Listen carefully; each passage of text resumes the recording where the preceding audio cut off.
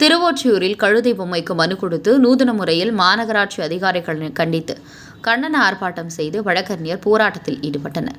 திருவொற்றியூர் நீதிமன்ற வழக்கறிஞர் சங்க தலைவரும் நகராட்சி முன்னாள் கவுன்சிலருமான தொண்டன் சுப்பிரமணி சமூக சீர்திருத்த பல்வேறு போராட்டங்களை நடத்தி திருவொற்றியூர் நகர மக்களின் மனதில் நிலைத்து நிற்பவர்.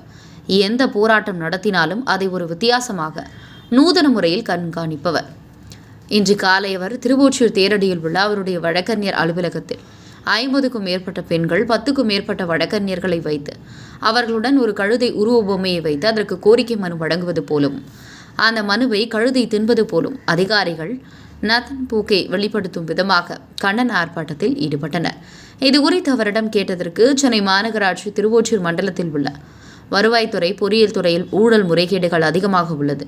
அதை தடுக்க வேண்டிய மாநகராட்சி நிர்வாகம் காதில் வாங்குவதில்லை. எந்த மனு கொடுத்தாலும் அதற்கு உண்டான பதிலை தருவதில்லை. அதனால் நாங்கள் நூதன போராட்டமாக எலக்ட்ரானிக் கழுதை பொம்மையிடம் கோரிக்கை மனு கொடுப்பது போலும் அதை அந்த கழுதை தின்பது போலவும் நாங்கள் மக்களின் ஆதரவோடு இந்த போராட்டத்தை நடத்தியுள்ளோம் என தெரிவித்தனர்.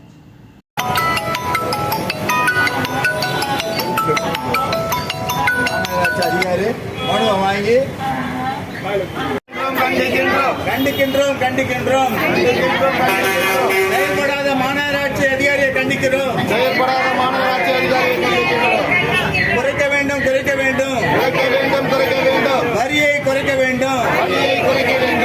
வாங்கக்கூடாது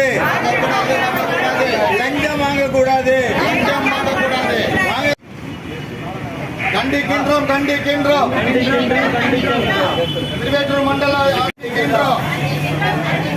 கமர்சியலுக்கு லஞ்சம் பெற்றுக்கொண்டு வீடு கட்ட அனுமதிக்கும் அதிகாரியை கண்டிக்கின்றோம்.